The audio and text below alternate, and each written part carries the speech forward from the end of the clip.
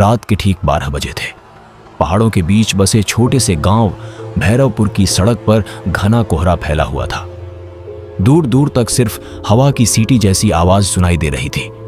उसी सुनसान रास्ते पर एक पुरानी एम्बुलेंस धीरे धीरे आगे बढ़ रही थी।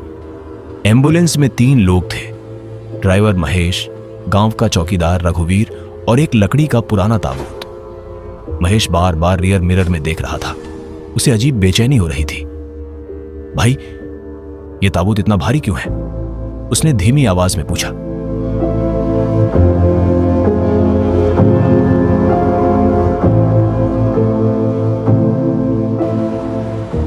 रघुवीर ने सिगरेट जलाते हुए कहा, गांव वालों ने कहा है इसे पुराने कब्रिस्तान में दफनाना है, ज्यादा सवाल मत पूछ। महेश चुप हो गया, लेकिन तभी उसे लगा ताबूत के अंदर कुछ हिला है। उसने तुरंत ब्रेक मार दी। क्या हुआ? रघुवीर झल्लाया। महेश कांपती आवाज में बोला, तुमने सुना नहीं? अंदर से आवाज आई। दोनों कुछ सेकंड तक चुप रहे, फिर थक थक थक। ताबूत के अंदर से साफ आवाज आई। रघुवीर का चेहरा पीला पड़ गया। नहीं, यह नहीं हो सकता। क्या मतलब? महेश चीखा। रघुवीर ने डरते हुए कहा, 3 दिन पहले गांव में एक आदमी मरा था, लेकिन लोग कहते थे वो मरने से पहले बार बार कह रहा था कि उसे जिंदा मत दफनाना। इतना सुनते ही ताबूत जोर जोर से हिलने लगा।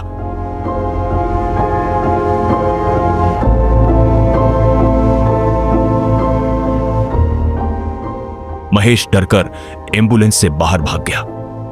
चारों तरफ घना जंगल था। अचानक उसे पीछे किसी के पैरों की आवाज सुनाई दी।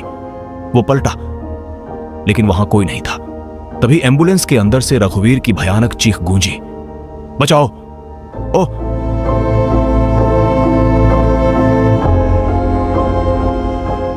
महेश भागकर अंदर गया और उसका खून जम गया।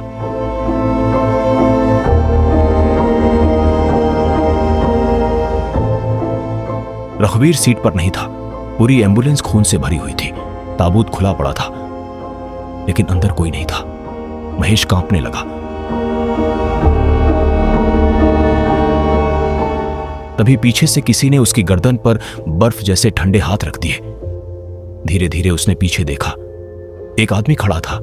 उसका चेहरा सड़ा हुआ था, आंखें पूरी सफेद और शरीर मिट्टी से भरा हुआ।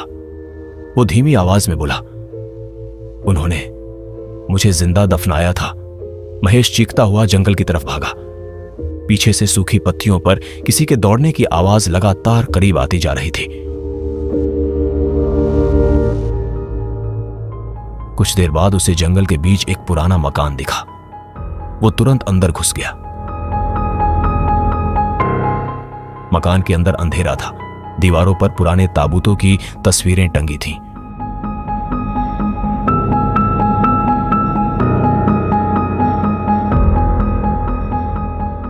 बीच कमरे में एक डायरी पड़ी थी। महेश ने कांपते हाथों से डायरी खोली। पहले पन्ने पर लिखा था, जो भी इस ताबूत को खोलेगा, अगला ताबूत उसी का बनेगा। महेश के हाथ से डायरी गिर गई। तभी कमरे का दरवाजा अपने आप बंद हो गया। खिड़कियों पर किसी ने जोर जोर से दस्तक देना शुरू कर दिया। थक थक थक, और फिर पूरा कमरा मिट्टी की बदबू से भर गया। महेश धीरे धीरे पीछे मुड़ा। कमरे के कोने में वहीं खुला ताबूत रखा था और उसके अंदर महेश की ही लाश पड़ी थी।